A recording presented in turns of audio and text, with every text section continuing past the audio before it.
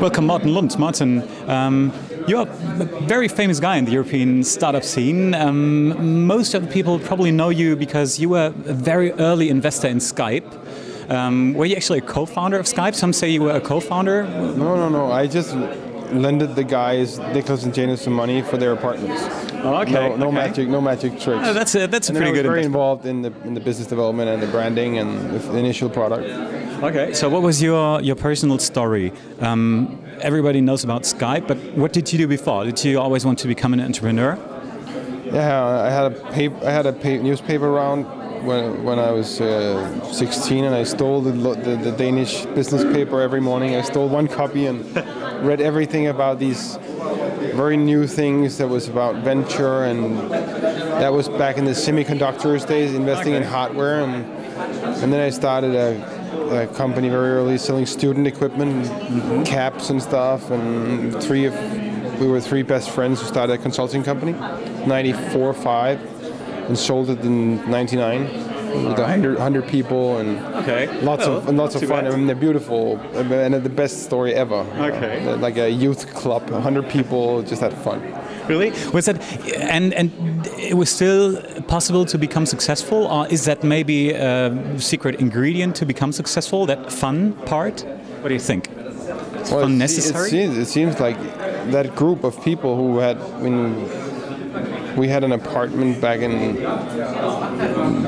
92, 93. 5 of the guys who were in that apartment have been extremely successful 3-4 times. Oh, okay. Like they go viral. Jimmy is one of my best friends. Steel Series, Jacob is one of my best friends. He's doing it now. He sold already one company. Maybe it's something we had to drink. I don't know. That's pretty interesting because they tried several times. They became successful several times. Other people tried 10 times, get successful 0 times. What do you think? What's the secret behind all that success for startups? How do you have to be? What kind of products do you have to offer? Do you have a kind of a secret recipe for success? No. Oh. That's a pretty bad answer. Yeah. I think hard work and luck, and then more hard work, and then optimizing the chance of luck again, and then more hard work.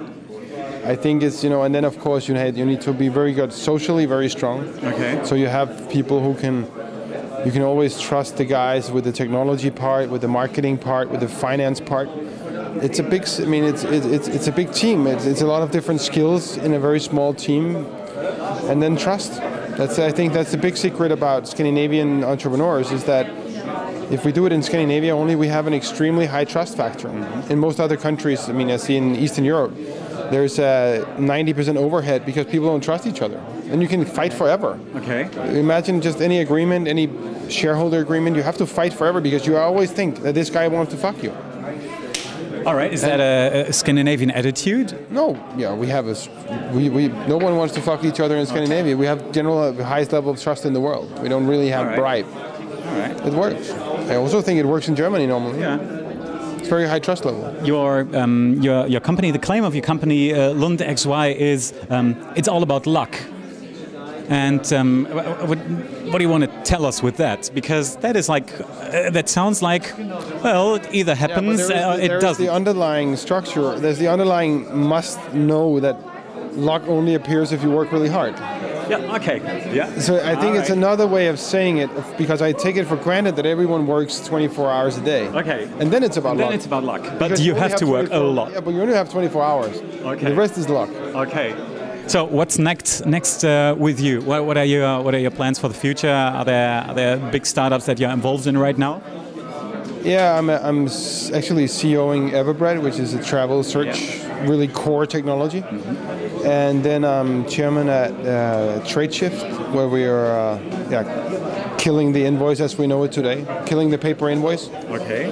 I think it's one of the fastest growing business networks. I have a couple of advisory roles, but I'm going to stay focused with that. And then within the next 3 to 5 years, I'm definitely going to be part of a fund that will but I don't know how. I'm talking to 10, 15 different funds over the world. Is I have a lot of time. okay? Is fun still one of the main drivers that gets you going, or what gets you going in these days?